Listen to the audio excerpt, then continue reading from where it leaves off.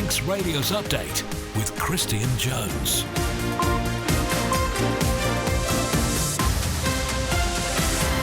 Hello, Fastermy. Good afternoon, 5 o'clock on Monday the 13th of April. Thanks to Chris Quirk for the past couple of hours. I'm Christian Jones and welcome to Update. 30 minutes of all the latest news, sport and travel compiled from the resources of Manx Radio's newsroom. On the way tonight, more than 5,000 signatures amassed on a petition calling for the Mooir Vannin offshore wind farm proposal to be pulled. Visitors will soon require new authorisation to travel here, and the Manx Bard has been reflecting on the role as he reaches the halfway point of his tenure. As always, drop me a message if you want to say hello. Text WhatsApp to 16677 or email me at studio@manxradio.com.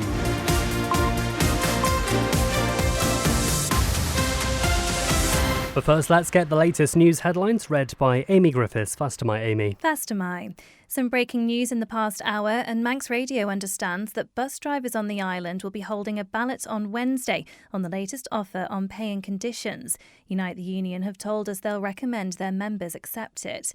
We'll bring you more on this as we get it. Plans have been submitted for a new temporary base for Douglas RNLI. The charity's volunteers are currently operating from temporary premises at Battery Yard, but now a planning application's been submitted to change the use of the Manx Marine building on the Tongue. The Garth Commissioners accused Orsted of bullying tactics in the application process for its proposed 87-turbine offshore wind farm. Campaigners against the plans have hit out at the size of the turbines, the environmental impact and the potential effects on shipping routes.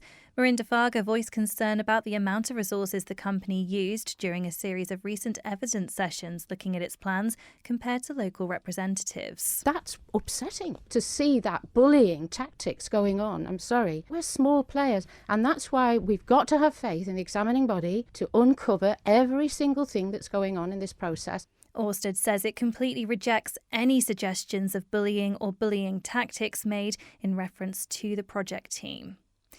An application for temporary parking on the former Summerland site's been rejected. Chair of the Planning Committee, Rob Callister, told the hearing that he was surprised the application had been brought forward as it breaches roughly 5 departmental policies.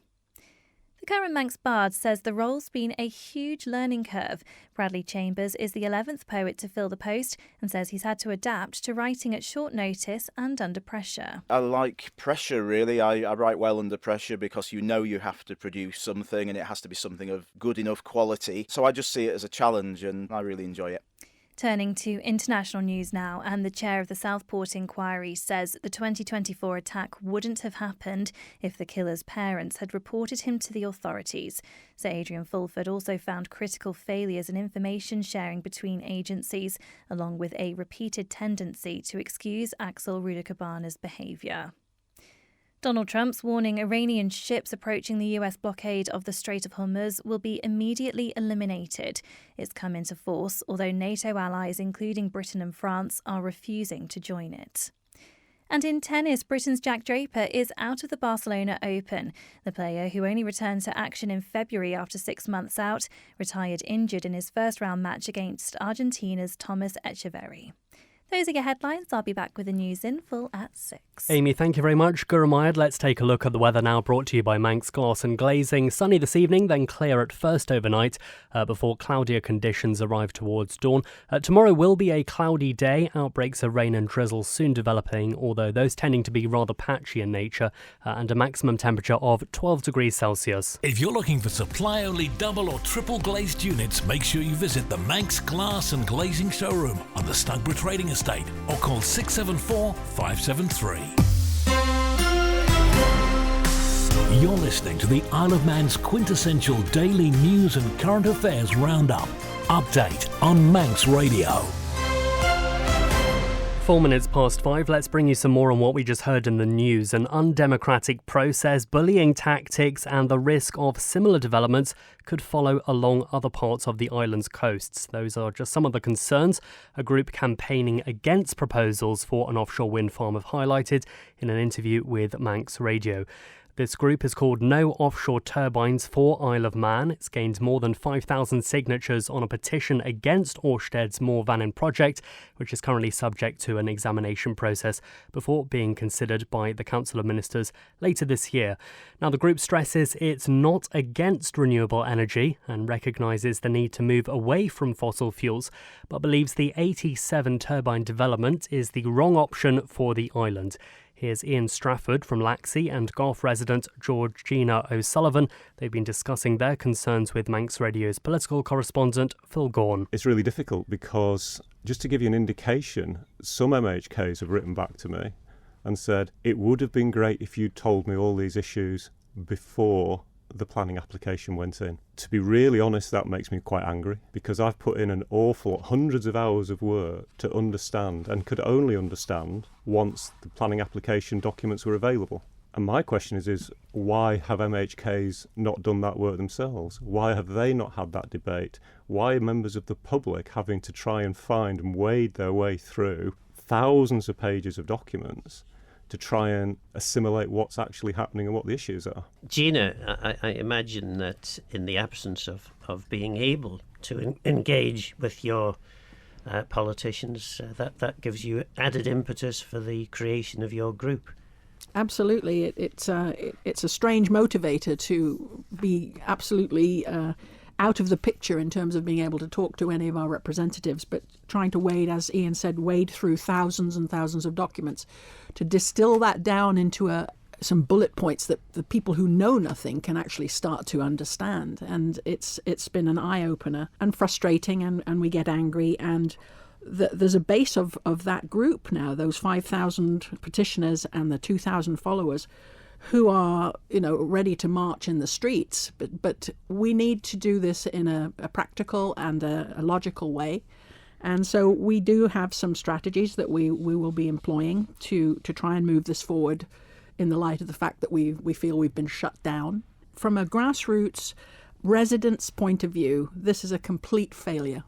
A complete failure by the government, a complete possible misrepresentation by the developer, and people are confused. Well, you can hear more from that conversation in the latest episode of Perspective, available now as a podcast at manxradio.com. We have, of course, spoken with both Ørsted and the government. Let's hear more from what they've got to say, now voiced here by Siobhan Fletcher. Ørsted says the Mooir Vannin project is going through an independent evidence-based examination process where all views are considered and assessed fairly. Our role in this process is to provide information, analysis and technical expertise. All of this will be tested and reviewed, and the decision will be made on evidence, not perception. It's important to state clearly that we completely reject any suggestions of bullying or bullying tactics made in reference to the project team. They add, as an example, and as we hope Garth commissioners would acknowledge, the commissioners and members of the project team held a 2-hour meeting on the evening of Monday the 2nd of February, where we discussed the proposals, answered questions and heard many of the concerns that the commissioners were representing on behalf of their community. Along with the more informal chats between the two parties during the first hearings week in March, this meeting was both respectful and courteous, despite clearly different viewpoints. A difference of perspectives and challenges to the proposals is understandable and to be expected, but to accuse the project team of bullying is disingenuous and outright wrong. Meanwhile, the Isle of Man Government's Cabinet Office added, "It's an important principle that a decision of this magnitude is taken by elected representatives. It's also important that the public has confidence that when the future Council of Ministers takes the decision on whether to grant permission, they do so without bias and based on the evidence before them.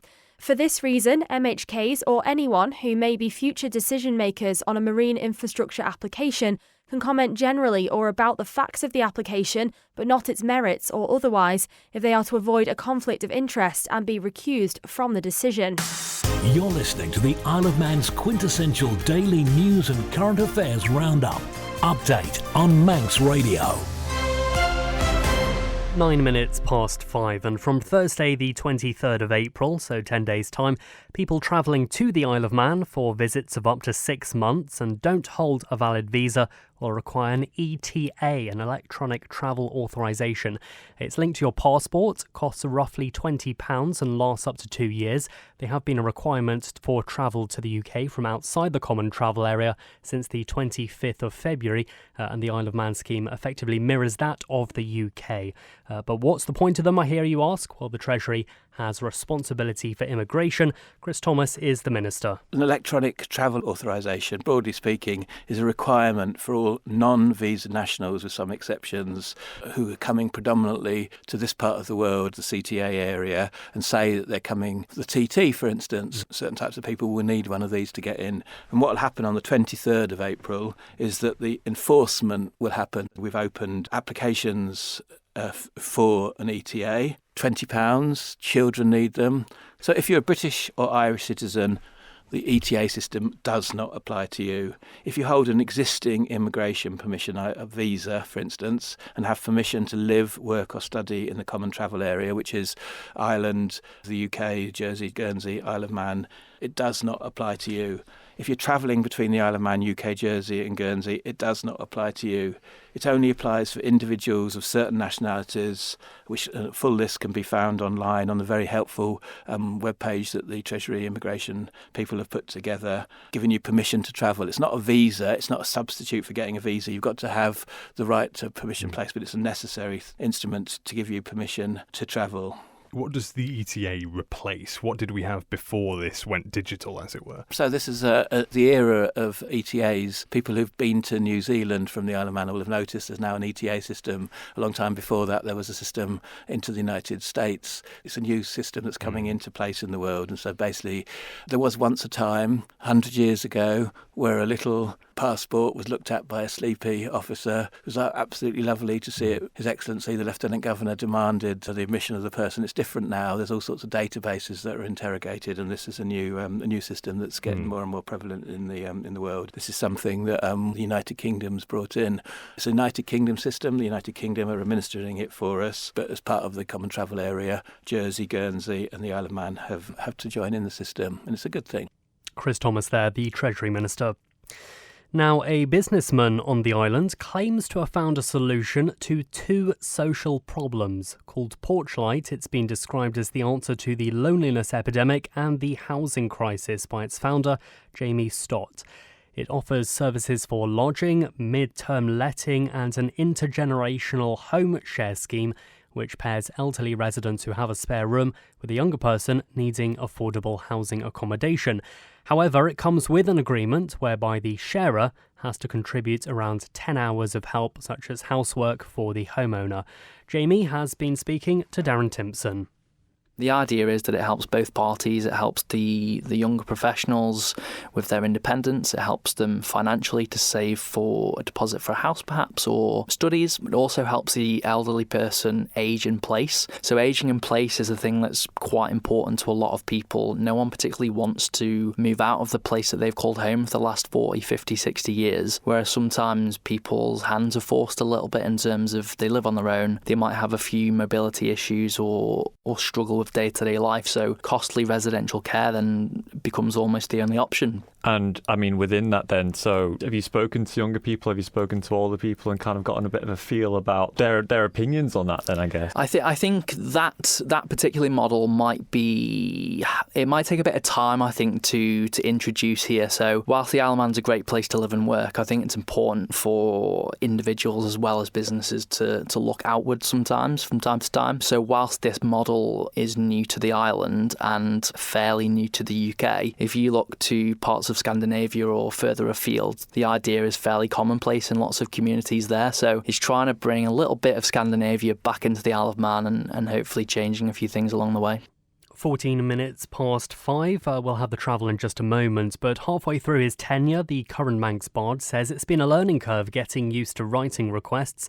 He's the 11th poet to fill the post. This is Bradley Chambers, who says the role is organic, with him responding and reacting accordingly. He says you have to be able to write at short notice and under pressure. It shapes itself, I think, as the year goes on.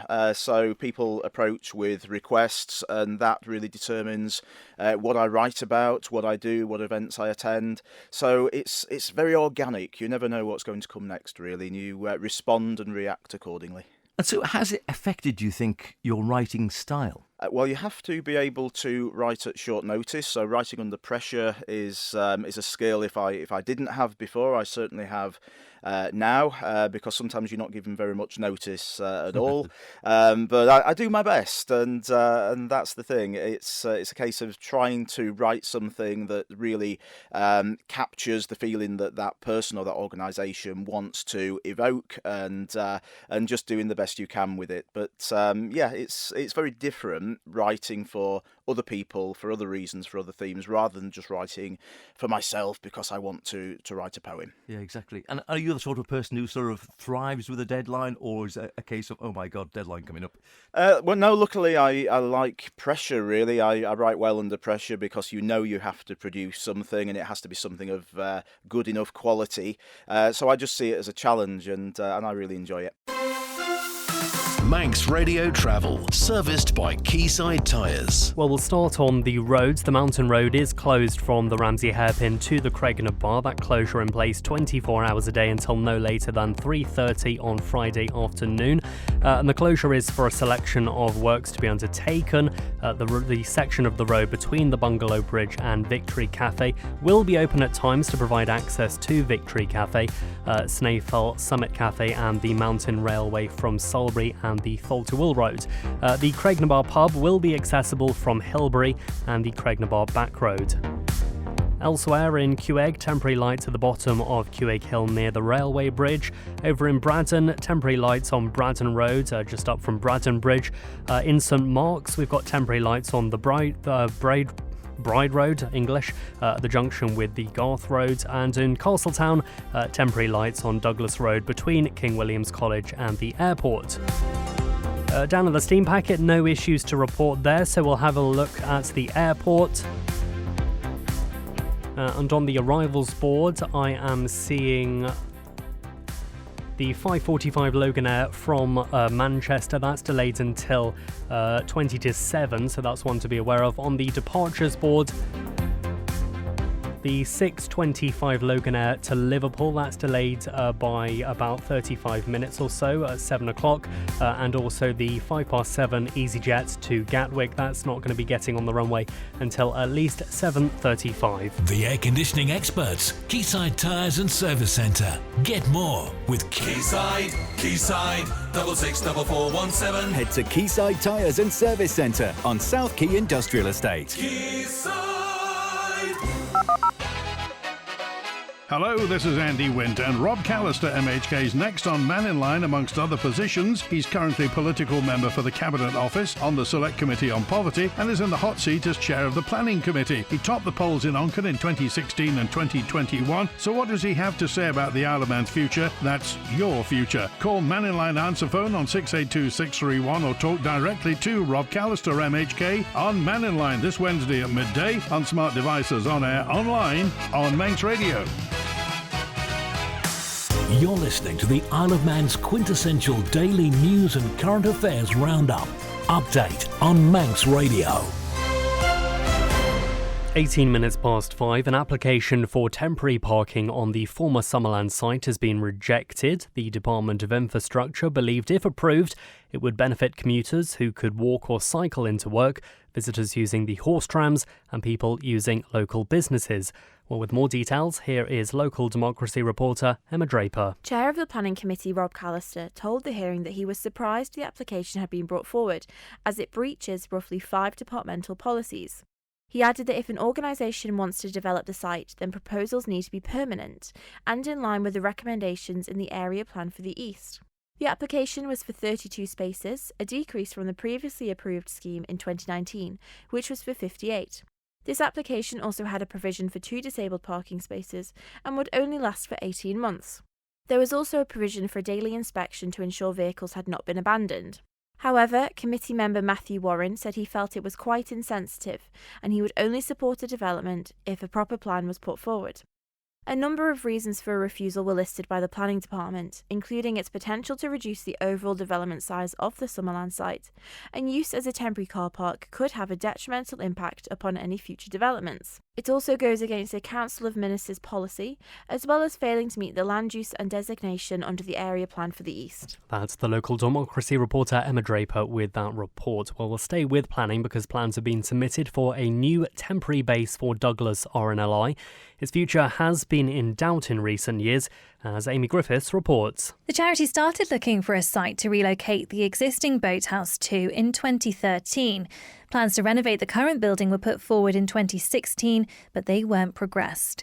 The charity's volunteers are currently operating from temporary premises at Battery Yard, but now a planning application's been submitted to change the use of the Manx Marine building on the Tongue. If approved, the new base next to the Coast Guard station would be leased by the Department of Infrastructure to the RNLI for 7 years, with a review option after 4.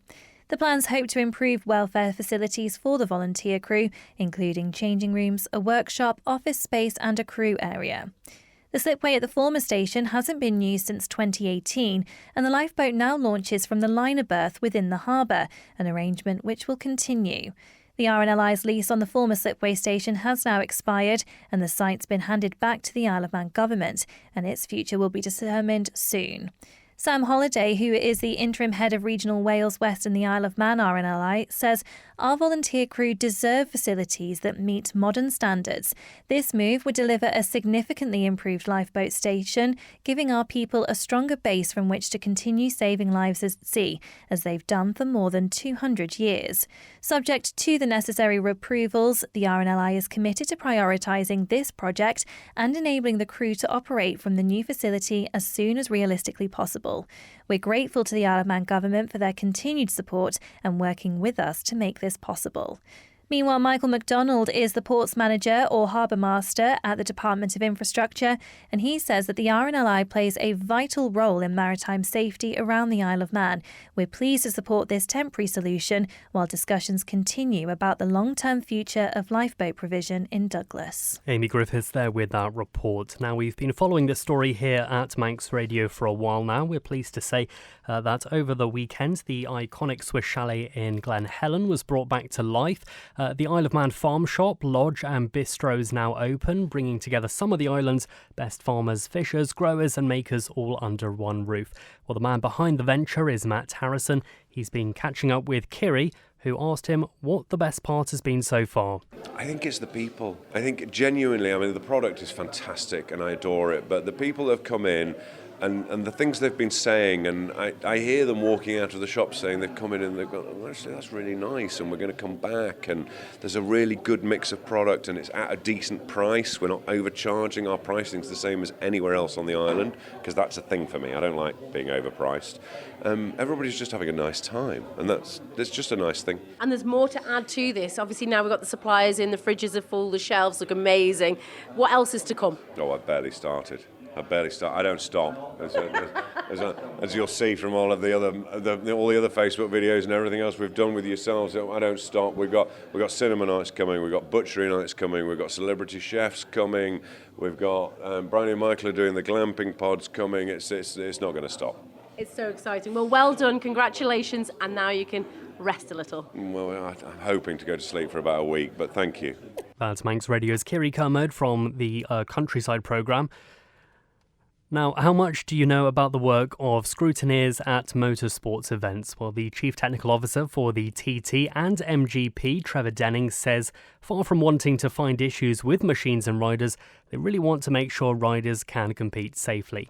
Beth Espy's been chatting to Trevor and also the Chief Technical Officer for the Andros Racing Association, Joe Warrener. No, not at all. We're there to help and assist and hopefully, make smooth that process as we can through the bay and out and onto the circuit.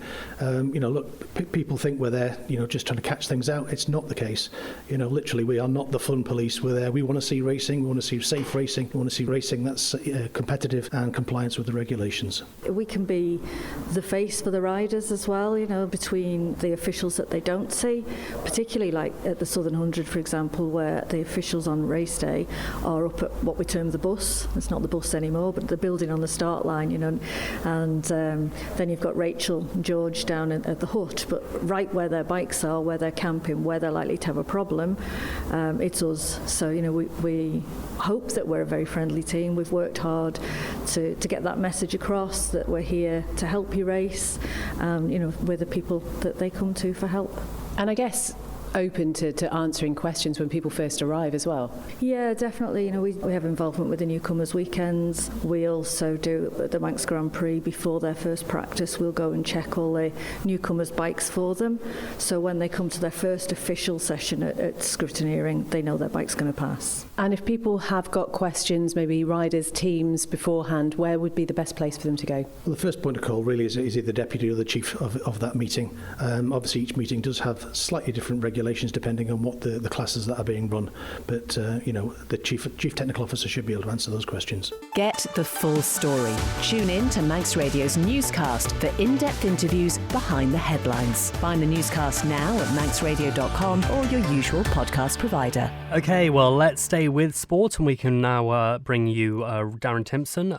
First of my Darren, what's the latest? First of mine, starting in football, FCL Man were narrowly beaten by Charnock Richard in the NWCFL Premier Division on Saturday. The Ravens lost 5-4 in a thrilling tie, which saw them level the game at 2-2, and then had to fight back from being 5-2 down after conceding 3 in 10 minutes during the second half.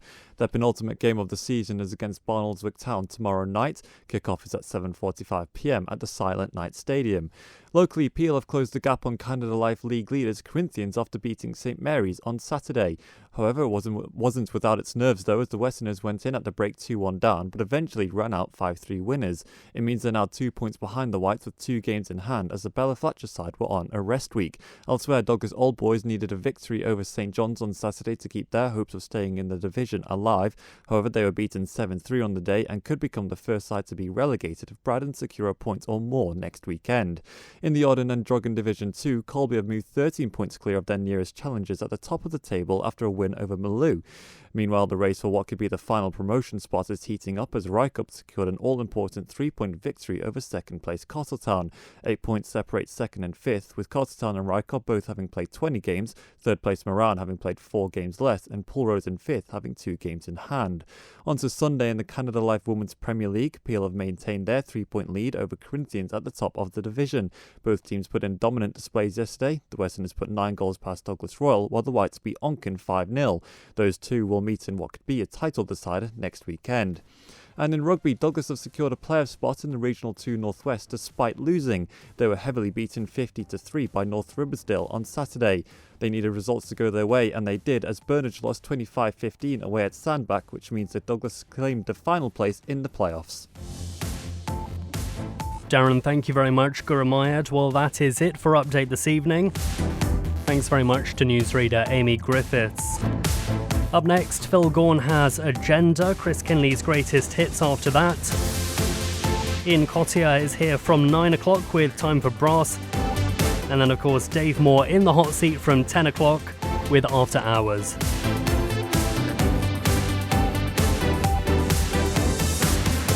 I'll catch up with you tomorrow, same time, so until then, take care. Bye-bye for now.